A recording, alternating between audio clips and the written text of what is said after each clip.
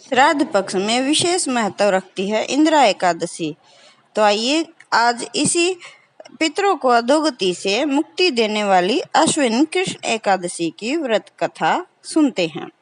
धर्मराज युधिष्ठिर कहने लगे कि हे भगवान, अश्विन कृष्ण एकादशी का क्या नाम है, इसकी विधि तथा फल क्या है, सो कृपा करके कहिए।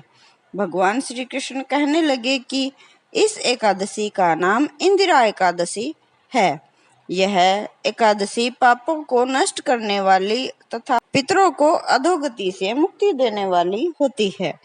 हे राजन, ध्यान पूर्वक इसकी कथा सुनो। इसके सुनने मात्र से ही वायपेय यज्ञ का फल मिलता है। प्राचीन काल में सतयुग के समय में महिष्मती नाम की एक नगरी इंद्रसेन नाम के एक प्रतापी राजा धर्म पूर्वक अपनी प्रजा का पालन करते हुए शासन करते थे। वह राजा पुत्र, पौत्र और धन आदि से संपन्न और विष्णु के परम भक्त थे। एक दिन जब राजा सुख पूर्वक अपनी सभा में बैठा था तो आकाश मार्ग से महर्षि नारद उतरकर उनकी सभा में आए।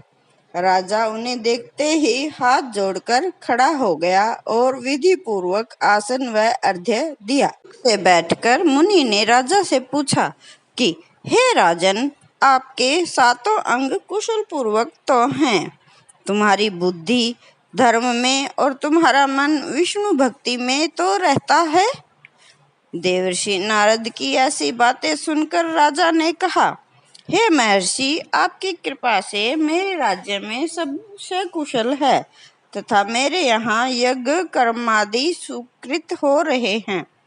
आप कृपा करके अपने आगमन का कारण कहिए। तब ऋषि कहने लगे कि हे राजन, आप आश्चर्य देने वाले मेरे वचनों को सुनो। मैं एक समय ब्रह्मलोक से यमलोक को गया। वहाँ श्रद्धा पूर्वक यमराज से पूजित होकर मैंने धर्मशील और सत्यवान धर्मराज की प्रशंसा की।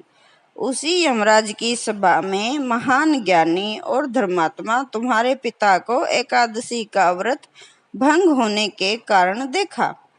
उन्होंने संदेश दिया, सो मैं तुम्हें कहता हूँ। उन्होंने कहा कि पूर्व जन्म में कोई विघ्न हो जाने के कारण मैं यमराज के निकट रहा हूँ। सो हे पुत्र, यदि तुम अश्विन कृष्ण एकादशी इंदिरा एकादशी का व्रत मेरे निमित्त करो तो मुझे स्वर्ग की प्राप्ति हो सकती है।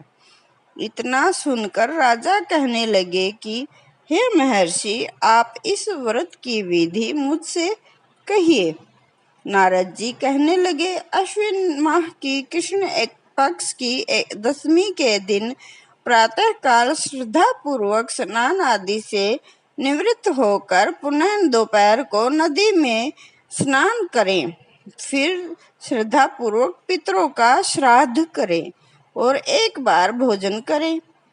प्रातः काल होने पर एकादशी के दिन दातुन आदि करके स्नान करें।